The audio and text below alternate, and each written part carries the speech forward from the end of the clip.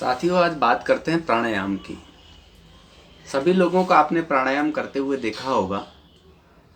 लंबे समय से प्राणायाम कर रहे हैं लेकिन लाभ नहीं मिल पाता है। तो प्राणायाम लाभकारी कैसे हो? कोई सा भी प्राणायाम आप कर रहे हैं, कपालभाति करें, भस्त्रिका करें, अनुलोम विलोम करें, शीतली करें, शीतकारी, सदंता, जो भी करें आप, वो प्राणायाम लाभकारी होना चाहिए। तो लाभकारी कैसे होगा?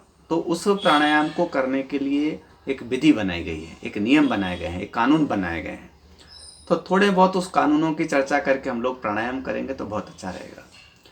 क्योंकि केवल क्रियाएं करने से कुछ नहीं होगा, उनके नियम और कायदों को पालन करेंगे तो अच्छा रहेगा। तो प्राणायाम का वैसे तो चौथी क्लास का एडमिशन है। यम, नियम, आसन, 3 चीज़ पहले की होती है, उसके बाद प्राणायाम का नंबर आता है। यानी हम लोग कई लोगों को देखते हैं वो डायरेक्ट चौथी क्लास में एडमिशन ले लेते हैं।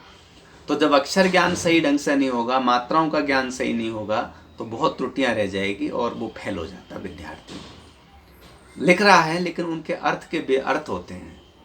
तो ऐसे ही प्राणायाम में चौथी क्लास में एडमिशन नहीं लेकर के पहले यम नियम का पालन करें, फिर थोड़ा आसन से शरीर को सुदृढ़ बनाएं, मजबूत बनाएं, उसके बाद वो प्राणायाम का अभ्यास करें। हम लेकिन प्राणायाम को हम ये मान के चलते हैं उन्होंने यम और नियम का पालन किया है, कुछ आसन भी किए हैं, अब वो प्राणायाम करना चाहता है। तो प्राणायाम के लिए सबसे पहली सावधानियां क्या है? तो शुद्ध हवा का ना सेवन होना चाहिए, जगह साफ हो, न कीड़े मकोड़े उबड़ खाबड़ जगह नहीं हो, और सबसे ज़्यादा जो ज़रूरी है वो है पेट का साफ होना। तो आपका सोच वाली जो स्थिति है, यानी कि जो आउटपुट है, वो बैलेंस होना चाहिए प्राणायाम करते समय। यानी कि आप सोच से निवृत्त होकर के ही प्राणायाम करें। प्राणायाम में क्या भूखे पेट करना चाहिए एक तो, क्योंकि आप जैसे प्राणायाम करेंगे और खाने का जो सिस्टम है आपका, अगर वो भरा हुआ है पेट, तो उसका दबाव, उसका प्रभाव पूरे प्राणों पर पड़ता है। इसलिए हमेशा भूखे पेट ही प्राणायाम का अभ्यास करें। उसके पहले और भी क्या सावधानी है? जैसे एकदम से जो डायरेक्ट हवा आ रही है, एकदम शीतल हवा, वहाँ भी एकदम से प्राणायाम नहीं करना चाहिए, क्योंकि शरीर के अनुसार करना चाहिए। क्योंकि किसी को दुबला शरीर है, किसी को कोई श्वास संबंधी बीमारी है, तो उन सब चीज़ों को भी प्राणायाम में जोड़ना चाहिए कि हमको क्या तकलीफ है। तो प्राणायाम एक तो भूखे पेट करना चाहिए, शांत चित्त होकर के करना चाहिए, और 1-4-2 का जो अभ्यास है, क्यों 1-4-2 क्या कहें? जैसे श्वास हम लोग 1 में ले रहे हैं 1 मिनट में, 4 मिनट रोक रहे हैं और 2 मिनट में छोड़ रहे हैं। अगर इस परिभाषा से प्राणायाम कर रहे हैं तो हम बहुत अच्छा प्राणायाम कर रहे हैं, ये नहीं वैज्ञानिक विधि से कर रहे हैं। लेकिन लर्निंग स्टूडेंट है, लर्निंग वाले विद्यार्थी हैं, जो अभ्यास करने वाले हैं, तो वो 1-2-2 से भी प्राणायाम को कर सकते हैं। 1 में लेना, 2 मिनट छोड़ना और 2 मिनट में रोकना, यानी रोकना और छोड़ने का क्रम को बैलेंस कर दें।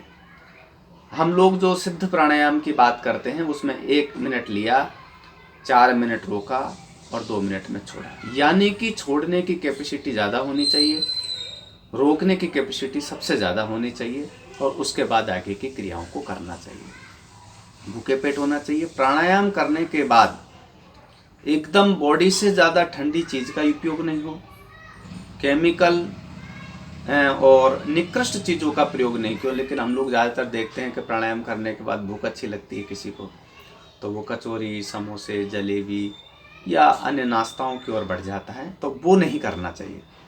सबसे ज़्यादा जीवित आहार का प्रयोग करना चाहिए, उसमें भी लिक्विड है, और भी कुछ नहीं तो नींबू पानी पी लें, मौसमी का जूस है, संतरा है, फल हैं।